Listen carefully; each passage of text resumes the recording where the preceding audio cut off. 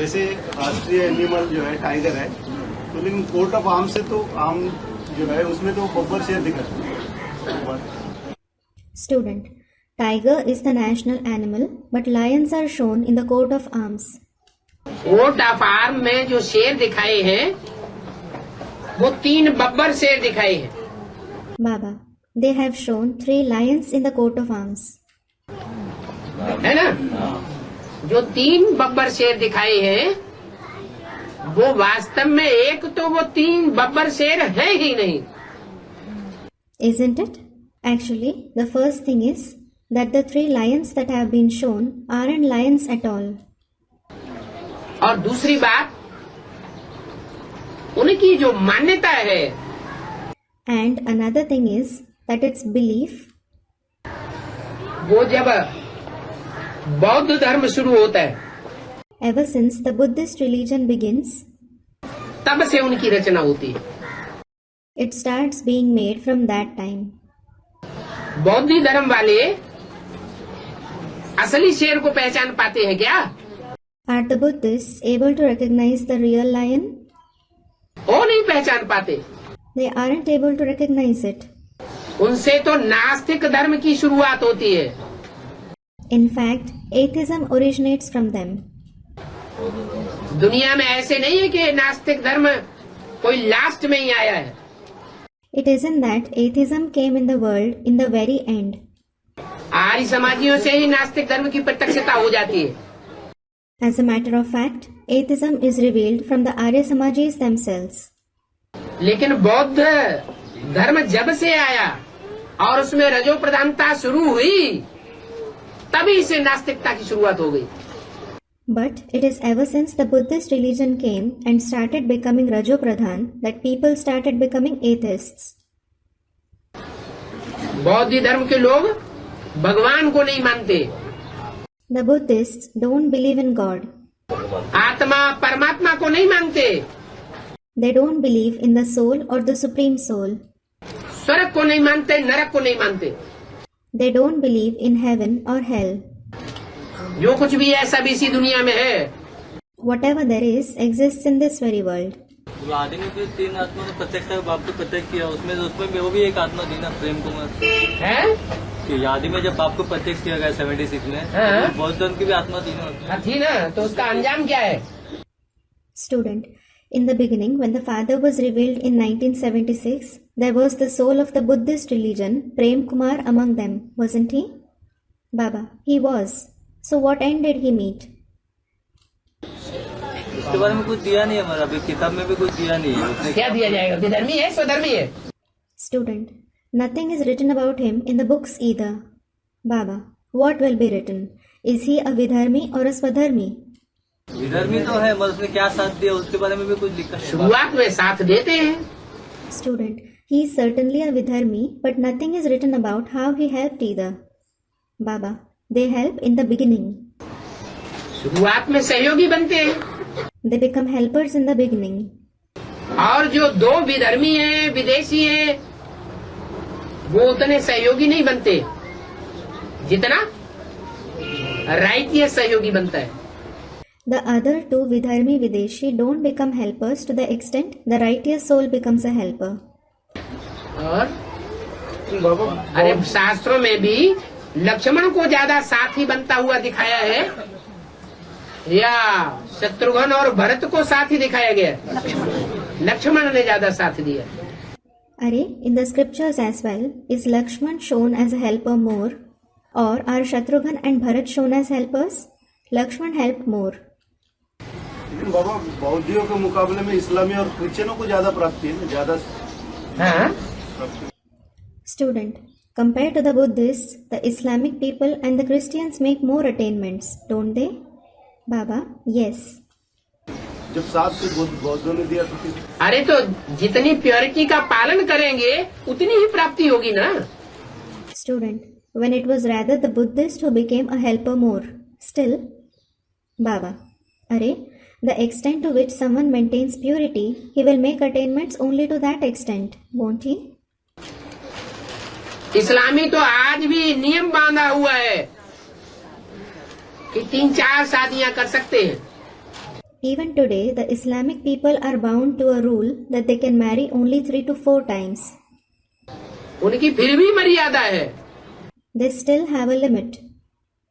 और नास्तिकों की तो कोई मर्यादा ही नहीं रही। And in case of the atheists, there is just no limit. तो प्राप्ति में फर्क नहीं पड़ेगा, बहुत फर्क पड़ जाता है। So, the attainments, won't there be any difference in the attainments? A vast difference occurs. राइटियस्ट होने के बावजूद राइटियस है, लेकिन राइटियस कितना टाइम रहे?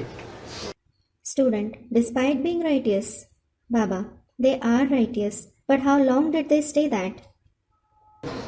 थोड़े टाइम राइटियस रहे और बाकी टाइम व्यभिचार पनपा दिया सृष्टि में। They stayed righteous for some time, and for the rest of the time, they spread adultery in the world. तो राजाई मिलेगी या नहीं मिलेगी? So, will they receive kingship or not? ये नेशनल एम्बलम है ना बाबा, है? नेशनल एम्बलम में तीन शेर दिखाते हैं, तीन शेर जो राष्ट्रीय हाँ, तीन शेर दिखाते हैं। अशोक चक्र। Student, Baba, there is the national emblem, isn't there? They show 3 lions in it. Baba, yes, the Ashok Chakra. Ashok चक्र आगे दिखाते हैं, तीन शेर है ना बाबा, हाँ जी, तीन शेर, और नीचे पीछे की साइड में Student, the Ashok Chakra is shown in the front. There are 3 lions, aren't there? Baba, at the back. पीछे में एक और शेर है, और एक और शेर शिव बाबा के याद करना। Student, and there is one more lion at the back side. That one more lion is Shiv Baba's Yadgar. वो देखने में नहीं आता है। देखने में नहीं आता। हाँ जी। Baba, it isn't visible. Student, it is hidden. Baba, yes. Shiv बाबा की याद नहीं। Student, is it Shiv Baba's Yadgar? Baba, no. तो उन्होंने जो 3 शेर दिखा दिए हैं, और तीनों ही जानवर के रूप दिखा दिए हैं। Student, then who is it? Baba, the 3 lions they showed all the 3 in the form of an animal. और नीचे अंत समय में तीनों ही खूंखार बन जाते हैं। In the end, all the 3 become ferocious. जैसे शेर खूंखार होता है, सारे जंगल का राजा होता है। Just like a lion is ferocious, it is the king of the entire jungle. सारे जंगल में जितने भी प्राणी हैं,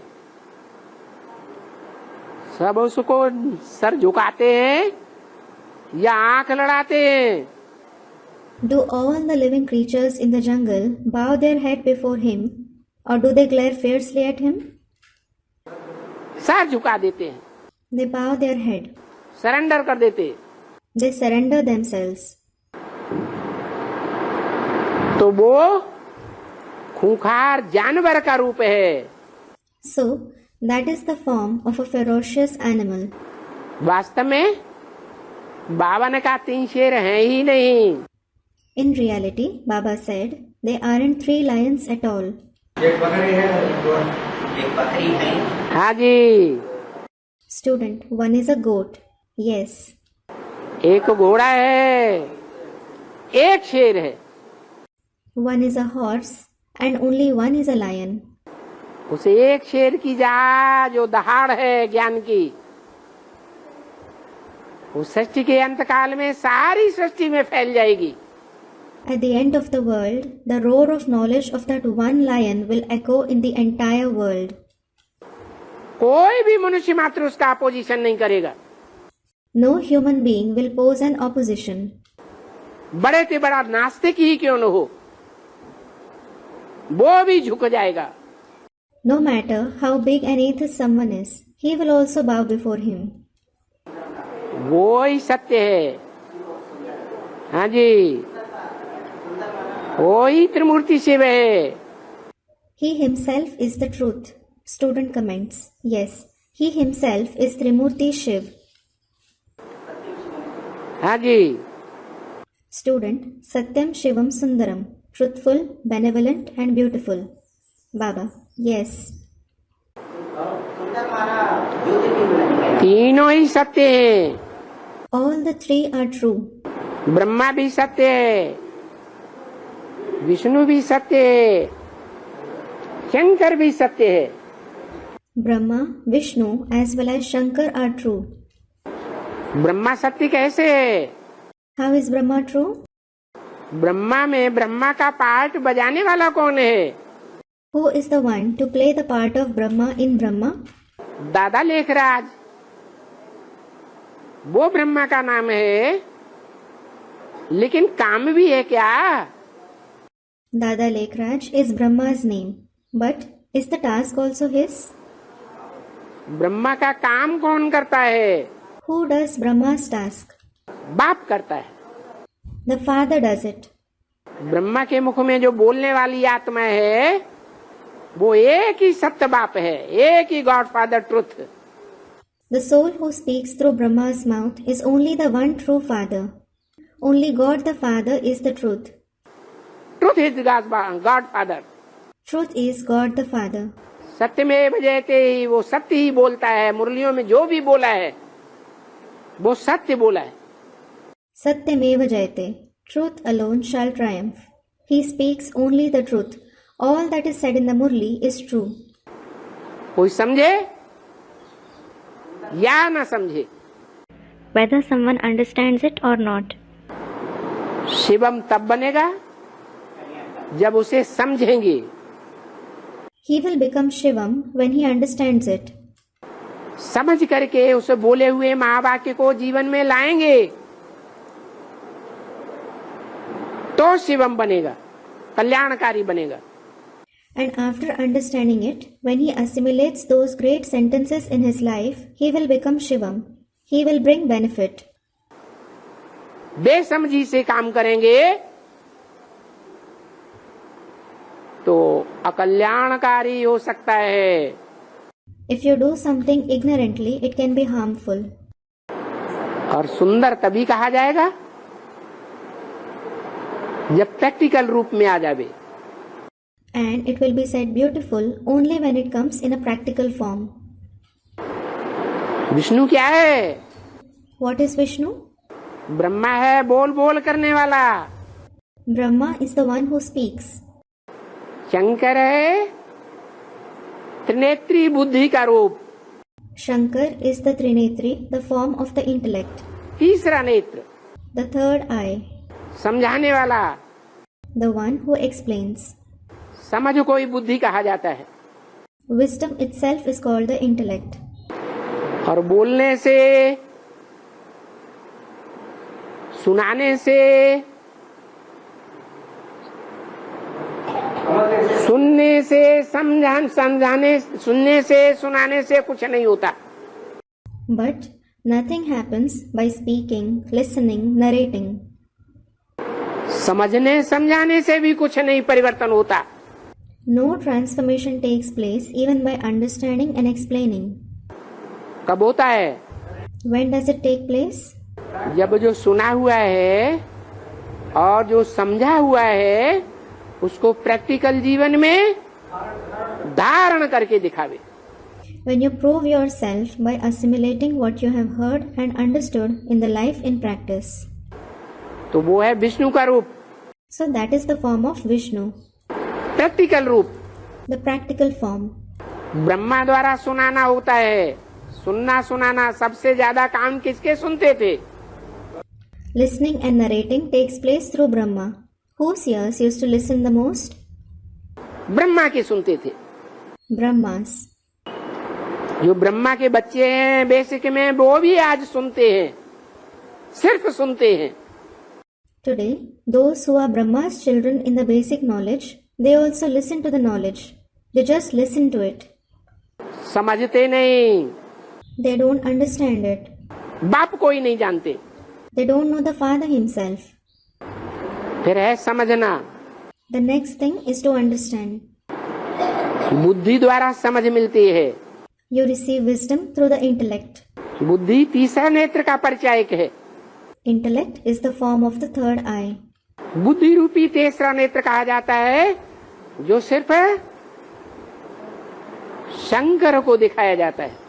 It is said, third eye-like intellect, which is shown only to Shankar.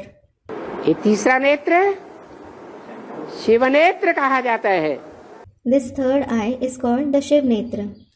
वो ही सत्य है। He himself is true. उसी एक सत्य बाप को समझना है, You have to understand that one true Father. लेकिन समझने से कुछ नहीं होगा। But nothing will happen by just understanding it. सत्य बाप का जो कहना है, माम एकम याद करो, What the true Father says, remember me alone. ऐसी प्रैक्टिकल स्टेज में स्थित होने की बात है। It is about becoming constant in such a stage in practice. लेकिन प्रैक्टिकल स्टेज में तभी स्थित हो सकेंगे जब प्रैक्टिकल में ब्रह्मा के महावाक्यों को, मुरलियों को, बाबा की श्रीमत को जीवन में प्रैक्टिकल में धारण करेंगे। But you can become constant in that stage in practice only when you assimilate Baba's great sentences, Murli, Baba's Srimad in your life in practice. Practical जीवन में धारण नहीं करेंगे तो वो की हुई गलतियां बार बार याद आएंगी। If you don't assimilate it in your life in practice, the mistakes you did will come to your mind again and again. और उसी तरह की हुई 63 जन्मों की गलतियां भी याद आती रहेंगी। And you will also continue to remember the same kind of mistakes you did in the 63 births. बाप की याद में विघन डाल देंगी। They will create an obstacle in the Father's remembrance. निरंतर याद नहीं हो सकेगी। Your remembrance won't be continuous. इसलिए सुनना, समझना और श्रीमत को जीवन में धारण करना। This is why listen, understand and assimilate the Srimad in your life.